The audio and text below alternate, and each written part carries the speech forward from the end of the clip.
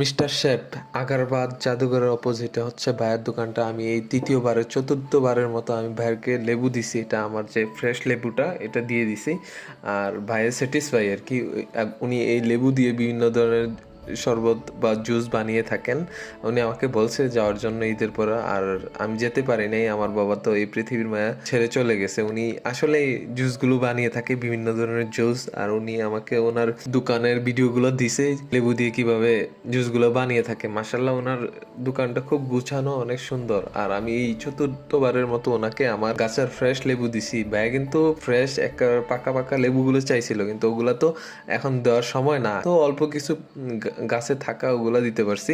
আর এখন তো নতুন লেবু চলে আসছে, আর দিতে পারি নাই। তাই আমি এটা 25-26 রমজানের লেবুগুলো পারতেছি আর কি। আর এটা ভিডিও করা হয়েছে না, করা হয়েছে। আর মন মানসিকতা ভালো ছিল না, বাবা চলে গেছে, তাই ভিডিওগুলো দিতে পারি নাই। এখন ভিডিওগুলো আপলোড করতেছি। আর এটা বাবা থাকতেই আমি লেবুগুলো পারতেছি। পারার পরে এগুলা নিয়ে রেখে দেব। এটা রাখার পর এটা বাবা গনবে আর কি। আর আমার 4 ব্যাগের মতো লেবু লাগবে।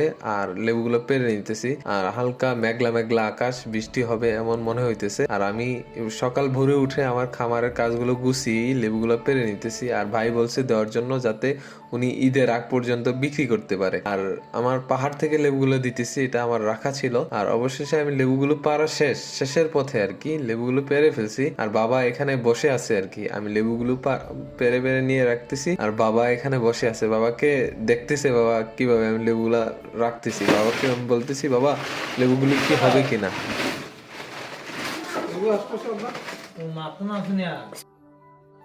আমার বাবা সুস্থ সবল ছিল, কিন্তু পরের দিন তো আল্লাহ তাআলা আমার বাবাকে 6টা 20 মিনিটে নিয়ে গেছে। একে সুস্থ সবল ছিল, আমরা ভাবি নাই এই রমজান মাসে আমাদের এত বড় সুখ আহত হতে হবে। আর পরবর্তীতে এই বাবা আমার লেবুগুলো গনে দিছে।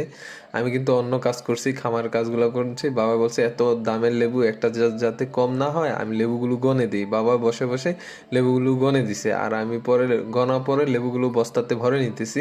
এটা চট্টগ্রামে পাঠিয়ে দিতে হবে।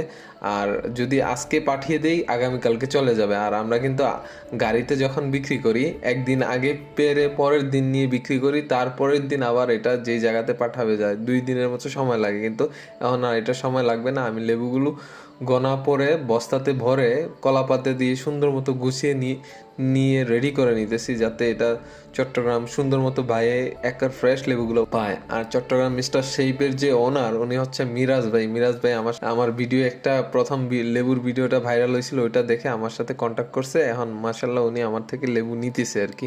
উনিও স্যাটিসফাই। আর আপনাদের কেমন লাগছে এই জানাবেন। আর আল্লাহ হাফেজ, ভালো থাকেন, দেখা হবে আবার নেক্সট ভিডিও।